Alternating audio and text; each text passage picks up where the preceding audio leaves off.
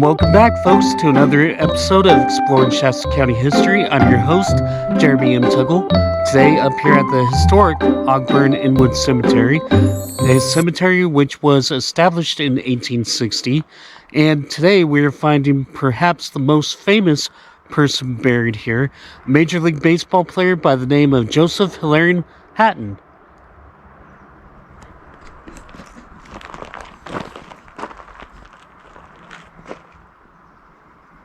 Joseph Hilarion Hatton was born November 7, 1916, in Bancroft, Kossuth County, Iowa, to Frank Joseph Hatton and Gertrude Hopper Hatton. Nicknamed Lefty by his friends and family, Hatton was also known as Crooked Arm due to the way he threw the ball. He was raised in Bancroft and attended grade school there. His father owned and operated a harness making shop in that town. Joe Hatton graduated from the local high school and played Legion baseball. He also went on to play semi-pro baseball for a local team in that region. The stylish Southpaw signed a contract in 1938 with the Sox City Baseball Club of the Nebraska State League, but lacked an appearance in playing time for the ball club that season, and he was released by that franchise. A year later, Hatton signed a contract with the Crookston Pirates Baseball Club of the Class D Northern League in Minnesota, where he saw some pitching action. In 1940, Lefty Hatton pitched for the Dodgers Class B team from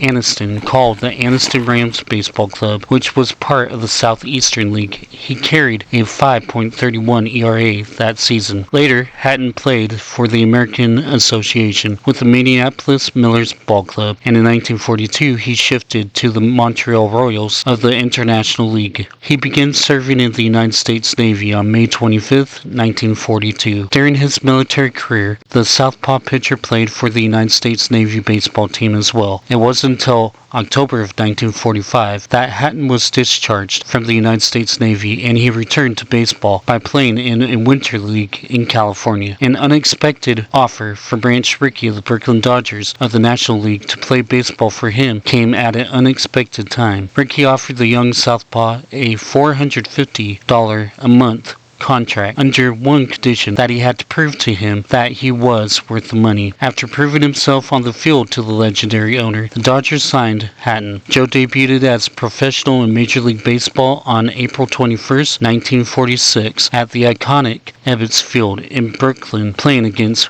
Bill Vossell of the New York Giants. The Dodgers defeated the Giants that match 2-1. During his rookie year, Hatton recorded 14 wins and 11 losses with a 2.84 ERA. In all, he pitched 13 complete games that season. Hatton would often spend the off-season traveling with his wife, and they would often visit her parents who resided in Reading, or to visit his family in Bancroft. As a big league player, Hatton became well known to local residents of Shasta County due to his connection to the region here. Fans and friends followed his every movement. His wife's parents were Mr. and Mrs. William H. Easley. During the interim in 1946, he told a reporter for the Reading Record Searchlight newspaper who interviewed him from the Easley residence that Brooklyn fans are the most rabid I've ever seen anywhere, and I for sure enjoyed playing there this season. I hope to have an even better year in 1947. The experience I gained during the past season should help me to be more effective. Then in 1947, he recorded 17 wins and 8 losses with a 3.63 ERA. Joe Hatton made an appearance in the World Series that year as a starting pitcher in Game 3 and as a relieving pitcher during Games 5 through 7, while the New York Yankees became the world champions that season. During the following season, Hatton recorded 13 wins and 10 losses with a 3.58 ERA. Another shot at a World Series title seemed possible in 1949, with the lefty pitching 12 wins and 8 losses, showcasing a 4.18 ERA. The season came down to a rematch of the 1947 Fall Classic. Joseph Hatton pitched twice during that series, yet the American League New York Yankees took the championship again. During the 1947, a young first baseman named Jackie Robinson, native of Cairo, Georgia, made his major league debut on April 15, 1947, breaking the racial color barrier that day for modern professional baseball. The starting pitcher for the Dodgers on that historic day was none other than Crooked Arm Joe Hatton. In a game against the Boston Braves, the Braves' starting pitcher that day was Johnny Sain. In this notable game for Major League Baseball, Hatton pitched 6 innings and allowed 6 hits against him, with 3 runs and 1 error. After Connie Ryan of the Braves hit a single to left field in that game off Hatton in the 6th inning, Ed Stevens replaced Hatton as pinch hitter, and then Stevens was replaced by Hal Gregg, who became the relieving pitcher on the mound for the Dodgers. Gregg received the win that day after Hugh Casey saved the game. Robinson was hitless in his Major League debut, even though the Brooklyn Dodgers won that historic game 5-3. Robinson went on to win the 1947 Rookie of the Year honors. The Brooklyn Dodgers traded Joe Hatton with outfielder Gene Hermansky, catcher Bruce Edwards, and infielder Eddie Meixes on June 15, 1951, to the National League Chicago Cubs for outfielder Andy Pafko, pitcher Johnny Schmitz, catcher Rube Walker, and infielder Wayne Terwilliger. Joe Hatton stayed with the Chicago Cubs playing at Wrigley Field until he was released in 1952. He pitched his last game there on July 4, 1952. His career totals tallied to 65 wins and 49 losses with career 3.87 ERA and 51 complete games in 149 starts. He continued playing baseball for the following teams. From 1953 to 1955, he was with the Los Angeles Angels of the Pacific Coast League. From 1956 to 1957, he was playing for the Havana Sugar Kings of the International League. After he was done with the Havana Sugar Kings in 1957, he came home to Reading and played a season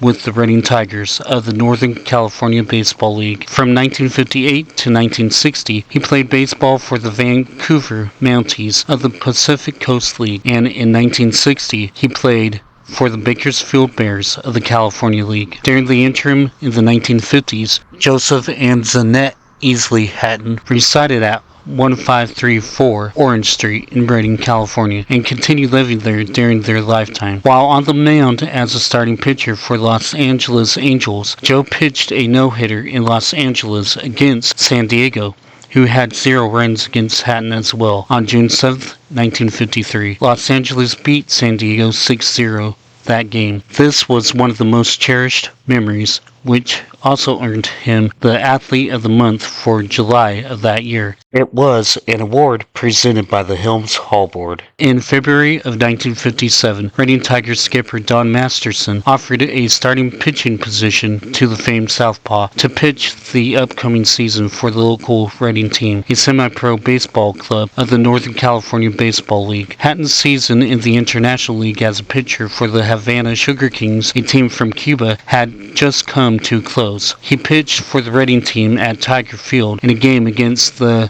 Sacramento Slons and continued the rest of the season with them. On April 9, 1958, Reading baseball fans called for a special celebration in Reading. On April 12, 1958, as spectators of the sport would come together at Tiger Field for Joe Hatton Day. It became an official event at Tiger Field in Reading as fans witnessed city manager Charlie Metro and Reading Tigers manager Don Masterson present Hatton gifts from the city and honored his career as a professional baseball player. Many exciting times were recalled by fans and by Joe that day as the city dedicated April 12th as Joe Hatton Day. It became an annual event recognized by the Reading Tigers. It was Metro who named Hatton a Reading resident, even though he lived in the area during the off-season for baseball. After playing baseball for 20 years, Lefty Hatton retired in 1960 with the Bakersfield Bears, a team in the California League. Hatton had returned to Reading, where he became a mailman for the United States Postal Service. On his days off, he enjoyed life as a hunter and a fisherman on the nearby lakes and rivers of Northern California. Joe Hatton died in Reading on December 16, 1988, at the age of 72, after a battle with cancer. He had the following children: Donald Hatton, William Hatton, Donna Hatton, Judy Hatton, and Barbara Hatton. Hatton's wife, Zanette Easley Hatton, survived her husband, and she died in Reading on April 26, 2009. She is also buried here. The former Major League Baseball player is buried at the historic Ogburn and Wood Cemetery in Shingletown, California, which was established as a cemetery in 1860. Alright folks, if you haven't yet, please subscribe to my YouTube channel, and thanks for watching, and catch you on the next episode.